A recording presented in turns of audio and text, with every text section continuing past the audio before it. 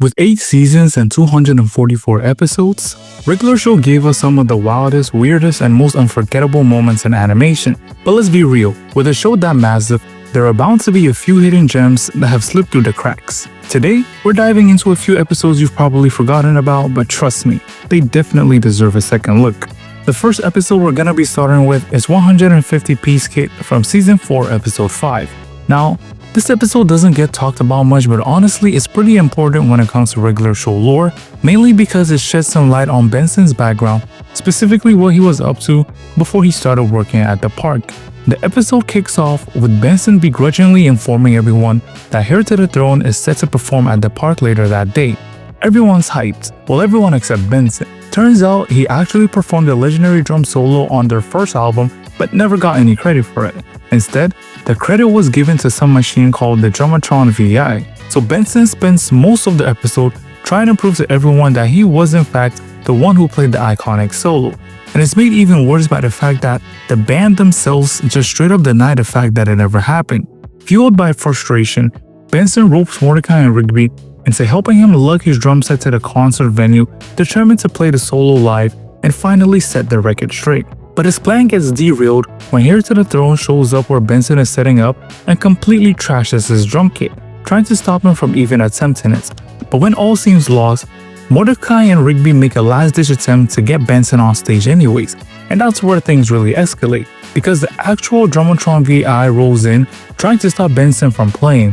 Then, Benson jumps on the drums and starts shredding, moving across the whole kit with some insane energy. A full-blown battle breaks out, with the band trying to drag him off stage while Benson fights for his life to literally finish a solo. And it all comes down to a final showdown between Benson and the Dramatron VI. The crowd is going wild, chanting his name, and Benson, in the last heroic move, launches himself into the 360 ascending cage finale where he legit sets himself on fire and completely fries the Dramatron, pulling off the legendary solo and putting off all the doubt that everybody had in him to rest. Afterwards, the band finally admits that they were wrong and Benson was the person who wrote the solo himself, and they even try to recruit him back into the band.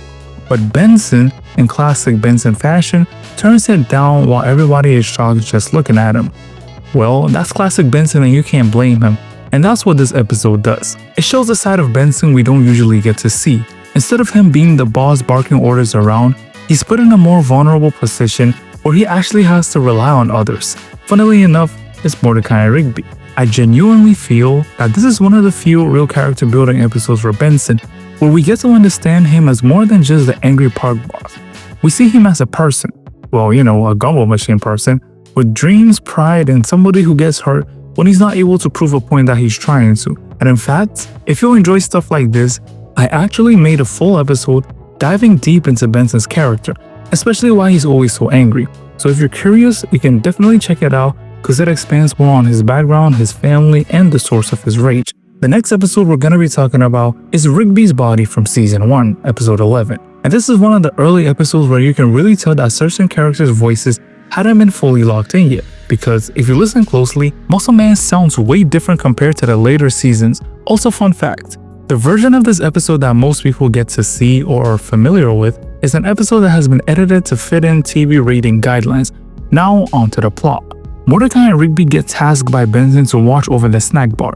What they assume will be a super boring job suddenly gets a lot more interesting when Pops casually mentions that he just helps himself to whatever snacks are available whenever he's on duty. Cue the chaos. Mordecai and Rigby go absolutely feral, trashing the place and inhaling an ungodly amount of snacks and junk food. Mordecai eventually taps out and switches to some healthier alternatives, but Rigby, being Rigby, decides to double down and eat even more junk food to try and feel better. Spoiler alert, it doesn't work. His body literally gives up on him and he turns into some sort of weird green sentient blob. From there, Mordecai and Skips team up to try and get Rigby back into his body, because there's basically a time window that if Rigby misses, he'll lose his body forever. But as expected, Rigby's reckless behavior ruins their best shot at an easy fix. And to make things worse, some random bodybuilding junkie ghost who also lost his body swoops in to try and steal Rigby's own. And as the sun is setting, and after a pretty intense showdown, Rigby is finally able to get back into his own broken body and peace is somehow restored.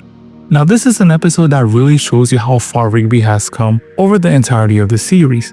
In this episode, he's selfish, immature, and so very much impulsive, thinking that just shoving down more junk food down his throat would magically fix everything. Even when Mordecai is telling him to stop and that it will have very adverse effects on him. Just to pose now with the Rigby that we come to meet in later seasons, somebody who can actually plan stuff out, reason things out, and execute ideas with surprise and precision. I feel like it's really nice just to go back and watch and see how far he has come, because that allows you to appreciate the character progression that he has experienced. And this leads us into the last episode for the video, that is Appreciation Day in Season 2 Episode 3. With this episode, it kicks off with an appreciation ceremony where Skips, Pops, and Muscle Man all receive plaques for their hard work around the park. Meanwhile, Mordecai and Rigby shockingly don't, and they immediately start plotting to make sure they get recognized for their actions. What's their plan? Well, it's to sneak into Benson's office, steal the book of park records, and write good things about themselves. And of course, while trying to forge their greatness into park history, they stumble across what Benson has actually written about them. And let's just say it's not very flattering, but it was very accurate. In typical fashion, Mordecai and Rigby toss out the truth and replace it with flat-out lies about how amazing they are at work. The next morning, everything that they wrote in the book starts happening in real life. Mordecai and Rigby become model employees overnight, and while it might seem great at first, they quickly realize that being responsible actually kinda sucks. Things eventually spiral out of control when Rigby's random made-up entry about a blizzard comes true.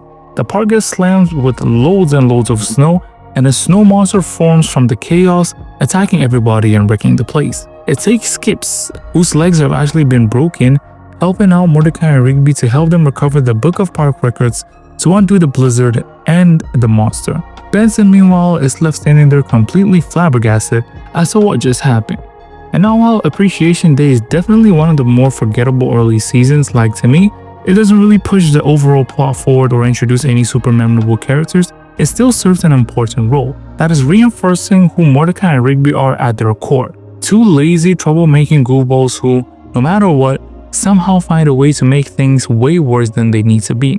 And to me, that's basically what a regular show is for the entirety of its run. And that brings us to the end of this video. But more importantly to me, let me know if you knew any of these 3 episodes beforehand, because I feel like these are some of the lesser known episodes in regular show's 8-season run. Before I end this video, the format break is off because I have more free time on my hands, so definitely expect more videos coming your way within the coming few weeks. If you enjoyed this video, click over here to watch a video on the crash outs that happen in regular show. You can click over here to watch some normal regular show episodes. Thanks for watching again. I'll see you all next time. Tune out.